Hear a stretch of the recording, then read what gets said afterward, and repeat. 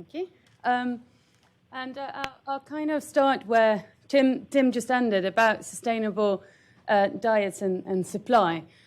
So within our group at the London School, and specifically the Centre on Climate Change and Planetary Health, we do quite a lot of research around the impact of environmental change on food systems and try to model that or say something about public health, the public health impacts of that, and vice versa. And I had to pick something to present here today, and it's not in a lot of detail, but I would be very happy to discuss with you later. And I took a case study from the UK to kind of put that in the global context, but we do a lot of research also in India, in South Africa, in the Gambia, and quite a number of other low and middle income country partners with our partners.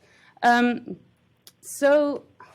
don't have to go through this anymore, and I also don't have to justify why I focused on fruits and vegetables, because Cynthia has done that all for me.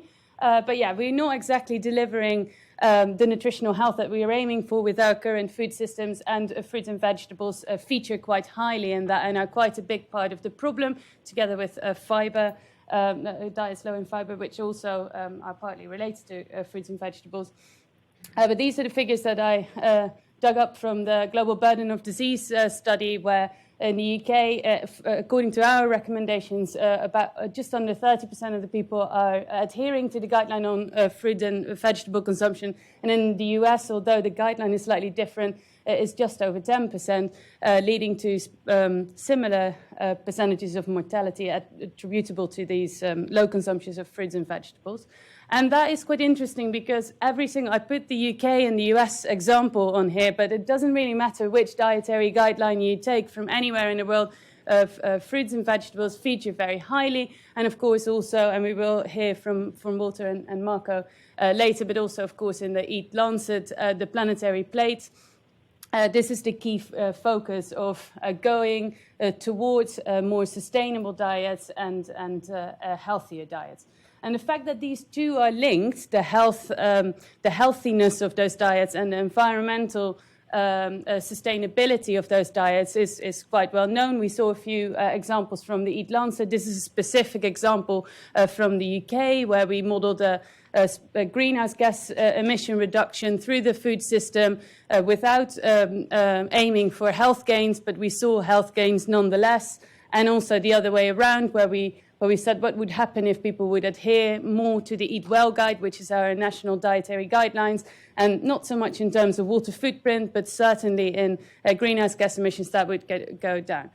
But what we sometimes forget in this, and Cynthia and also Tim already touched on this, is kind of the third and the fourth dimension of healthy and sustainable food systems and their place into climate change mitigation, and that is resilience and equity, or perhaps social responsibility in the food system. So this is a picture. It's an exhibition by someone. It's already from a few years ago, so it might not be 100% accurate anymore, but it was called What the World Eats, and so they took an average family and showed what they are eating on average during 1 week, and it's a little shocking. So this is what an average family eats in the UK, and so it doesn't exactly look like what we are supposed to eat or what the scientists are recommending. But what we are saying here is that we do require a very large increase in plant-based foods, in fruit and vegetable, and perhaps legume consumption. And I very much agree with Cynthia when she's saying we do need more work on this. We have done a lot of work around staple crops. This was to feed the world, but now we are more looking into nurturing the world and delivering actual healthy, next to sustainable food systems and diets. But where is this coming from, and how should we go about having enough consumption but also supply of these plant-based foods, which currently there is, for example, in Eat Lancet diet, there is not enough supply to even a country like the UK in a high-income setting. So we explored two possible pathways, and I won't give you all the details, but do come and speak with me. So one is to expand domestic production completely within our borders, so everything in the UK. And we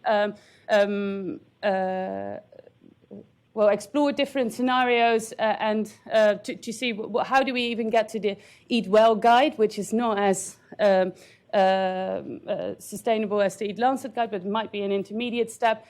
So we calculated we should more or less expand the horticultural area in the UK by 30%. So by expanding that, but what kind of perhaps unintended consequences might that have on biodiversity? And so with our colleagues in UCL, and we did this for the entire UK, but I just zoomed in, otherwise it's a bit hard to see on a slide. But we looked at what kind of impact does an increase in horticultural land in the UK have on the percentage change in, for example, pollinator habitat suitability.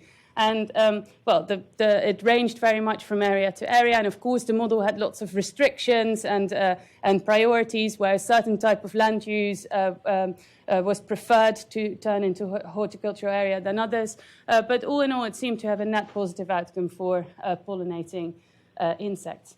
But we forget that that's not exactly the fruits and vegetables that we can grow in the UK is not exactly what we are eating, not now, and also not if we look at the trends over the past few decades. It's probably not what we prefer to eat in the future if it was completely up to us. And this is quite a funny graph about what we were eating in the 1980s and what we were eating in the 2010s. And then these are the exact crops, the fruit and vegetable crops that are supplied to the UK. And you see, for example, that the banana has become increasingly, it's the yellow line, increasingly popular and is now the number 2 fruit or vegetable supplied to the UK. Whereas crops that are more traditionally grown in the UK, like cabbages and peas, have definitely declined in terms of the total contribution to fruit and vegetable supply in the UK. So if we were to resolve it just by increasing horticultural area, or not really just, but by increasing horticultural area in the UK, that would also imply a much further dietary change, because it's not just eating more of what we already did, but changing also the types and varieties and go more for local produce than we did now. So second option is to import more and perhaps stay on the diets that we already have. And so these were the countries that the major suppliers, I haven't put in all of them, but that were supplying fruit and vegetables to the UK in the 1980s. And this is the picture in 2013. And, well, first of all, we see that we produce much less, about half of now what we did in the 1980s, and much lower of the 50% that of total food imports that Tim just mentioned. But also, if we look at climate vulnerability of the countries that we are importing from, we see that if we would still be importing, as we did in the 1980s, about 20% would be coming from highly climate vulnerable countries, and whereas that now has more or less doubled. Which obviously taps into this resilience questionnaire. And this is a graph from a paper that is coming out hopefully in the next few months, where you also see that we're importing more and more from countries that are projected to have very severe water shortage problems in the future. So yes, this taps into resilience and inequity, not only in the UK, where a problem with a resilient supply or a disruption in the supply might lead to increases in prices. And so even although the UK by itself is not, the agriculture is not that much affected by climate change as compared to some other low-income settings, but still you would see then that families, low-income families might be less able to buy the nutritious foods for their family that they might want to or that they would need. But also in terms of equity in the countries where we are importing from. And I put here an example of South Africa. There might be more striking examples, but this is something that we were working on with our partners in South Africa, where you very much see that the rich large farmers can still pay for water to irrigate their grapes, the grapes that are produced for, amongst others, the market in the UK, whereas there was no tap water coming out of the taps in Cape Town, and people had to queue up for hours to get their drinking water. And that leads to my final point on that. I think we need to rethink a little bit if we were to upscale in a very big scale from current diets to more sustainable diets, that even in plant-based foods, and I know that they have a lower environmental footprint, but we should think about and consider this social responsibility. Can we import from areas such as the one that I showed in South Africa, where the land actually is just not suitable to grow what they're growing, with all the consequences for the local population, and especially for those that are already suffering and are relatively poor? Which brings me to my conclusions. So yes, to healthy and sustainable diets, we probably should put resilience and equity and also social responsibility a bit more into the discussion around the practical implications and also strategy to go to a truly sustainable and healthy food system. And this also opens the opportunity to really rethink what we are doing in terms of trade, shipping everything across the globe, and where we first always said it's the animal source foods that have the highest environmental footprints. It's very much so, but if we were to replace that by plant-based food, we really should think about that as well. And that's obviously alongside many other opportunities that we will be discussing in this forum. So I'll leave it with that. Sorry for being over time a minute.